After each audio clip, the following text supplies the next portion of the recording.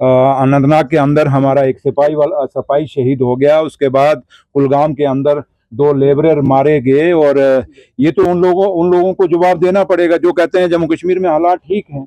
अगर हालात ठीक हैं तो फिर ये कैसे हुआ? इसलिए मेरे ख्याल डीजीपी साहब का सबसे बड़ा उनको इस बात पे क्लैरिटी देनी चाहिए, क्योंकि हम तो जब भी सुनते हैं हमेशा सिक्योरिटी फोर्सेस कहती हैं यहाँ, क्योंकि एक वक्त था कि जम्मू कश्मीर में मिलिटेंसी थी, लोग कहते थे मिलिटेंसी थी। अब तो वक्त ये आ गया है, कहते हैं ये इस इलाके में नहीं है, इस इलाके में नहीं है, सारा साफ है, बिल्कुल ठीक है, हालात नॉर्मल है। तो अगर नॉर्मल है तो फिर ये क्यों हो रहा है?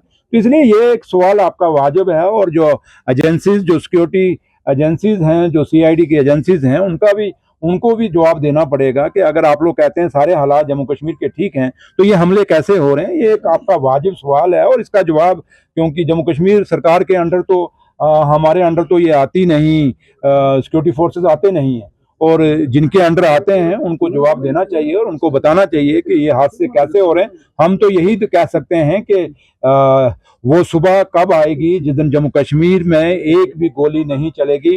और वो सुबह हम तो यही उम्मीद करते हैं कि जो कुलगाम में 2 लेबरर मारे गए, जो बेचारे में रोजी रोटी के लिए जम्मू कश्मीर में आए थे, या एक सिपाही हमारा जो अनंतनाग में शहीद हुआ है, हम यही दुआ करें कि रब यही हो कि ये आखिरी गोली हो, इसके बाद जम्मू कश्मीर में कोई गोली ना चले, हमारे कोई नाजायज लोग, चाहे सिक्योरिटी फोर्सेस के हैं चाहे वो सिविलियन हैं, कोई भी ना मारा जाए, ये उम्मीद हम करते हैं। लेकिन सबसे बड़ा बात कि जहाँ तक सिक्योरिटी फोर्सेस, जो लोग जिम्मेवारी पोस्ट पर बैठे हैं, जो हमेशा वहाँ से एसी रूम में बैठ के आंकड़े देते हैं, उनके ऊपर जरूर एक सवाल खड़ा होता है कि ये हादसे, ये लोग कैसे मारे जाएं, इनका जवाब उनको देना पड़ेगा और आप लोगों को उनसे जवाब मांगना भी चाहिए।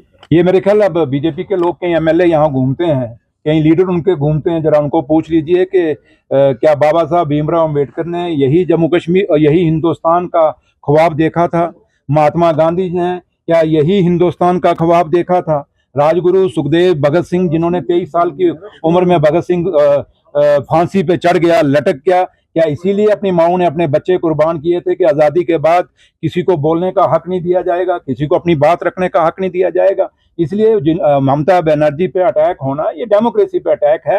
और बेशक चाहे वो लोग रूलिंग में हो या अपोजिशन हो, हर बंदे को अपना, और ये रूलिंग अपोजिशन तो अलग बात है, एक आम आदमी भी अगर अपनी बात रखता है तो उसको अपनी बात रखने का हक इस हिंदुस्तान में है। यही बाबा साहब भीमराव अम्बेडकर ने हमारे आइन में हमें एक ताकत, हमें पावर दी है, और वो बात चाहे वो मीडिया है चाहे कोई भी है, उसको रखने का पूरा हक मिलना चाहिए। ये हमेशा हम कहते रहे हैं और इसलिए मैं अपना ममता बनर्जी जी पे जो हुआ है उसको हम स्ट्रांगली कंडेम करते हैं। मेरी जगह आप हों, अगर एक बंदा टेंडर डालता है, लोएस्ट डालता है, वो 40 भी डाले, उसको 40 ही मिल जाए, क्या आप रोक सकते हैं?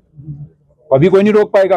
आप लोग सुनिए ना, कॉम्पिटेंट इनकॉम्पिटेंट की बात नहीं होती। ठेकेदार टेंडर, ई टेंडरिंग है, ई टेंडरिंग में कहीं चांस नहीं है। जो लोएस्ट आएगा, चाहे ए आए, बी आए, सी आए, डी आए, हाँ, ऐसे कोई टेंडरिंग में घोटाला है तो मुझे बोल दीजिए, मैं इंक्वायरी करूंगा, ऑफिसर के खिलाफ एक्शन लूंगा।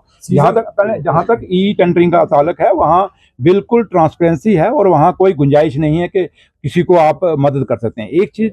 दूसरा, आपने मैग्डमाइजेशन की बात की कि डिले हो रही है, ये आपकी बात वाजिब है, क्योंकि इस बार जब हमने जम्मू से दरबार मूव हुआ था, अब हमें अप्रिशिएट करें हमें सरकार को कि हमारे डिपार्टमेंट को, हमने वहाँ अप्रैल में ही फाइल अप्रूव कर दी थी मैग्डमाइजेशन की। पिछले साल हम लेट हो गए थे, जिस कारण काफ़ी पैसा हमारा सरेंडर हुआ था, इसलिए हमने पहले ही, इस बार ऑनरेबल सीएम साहब की डायरेक्शन थी और उसके मुताबिक हमने अप्रैल में जब वहाँ से दरबार मूव हुआ, हमने ये जो प्लान था पूरा मैग्डमाइजेशन का कश्मीर का अप्रूव कर दिया था। लेकिन बैड लक, हमें नहीं पता था कि ये वार लग जाएगा, ईरान वाला जो वार हुआ उसके कारण रेट बढ़ गए, जिससे ठेकेदार नहीं माने। इस पे आपने खुद, आपको पता है कि चीफ मिनिस्टर साहब ने 2 मीटिंग ले ली।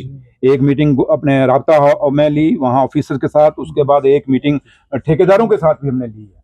तो लिहाजा हम पूरा, हमारा आपका कंसर्न बड़ा जेन्युइन है, जायज़ है, लेकिन सरकार की तरफ से कहीं देरी नहीं, बल्कि अब हालात हैं दुनिया के, उन हालातों के साथ तो अब हमारे हाथ तो है नहीं कि जंग हम रोकें और कहें जी हमने कश्मीर का मैग्डमाइज हमारा रुक रहा है, हमारा मैग्डमाइज रुक रहा है, वो तो हम उनको कह नहीं सकते।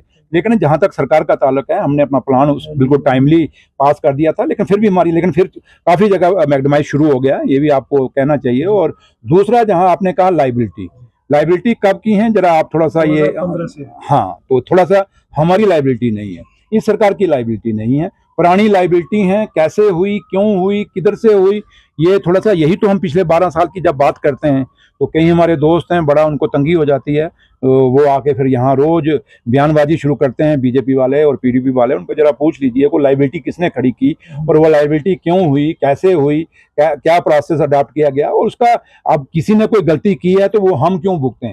हाँ, हमारे टाइम में कोई लाइबिलिटी है तो आप हमें पूछ सकते हैं, हम उसका जवाब देंगे।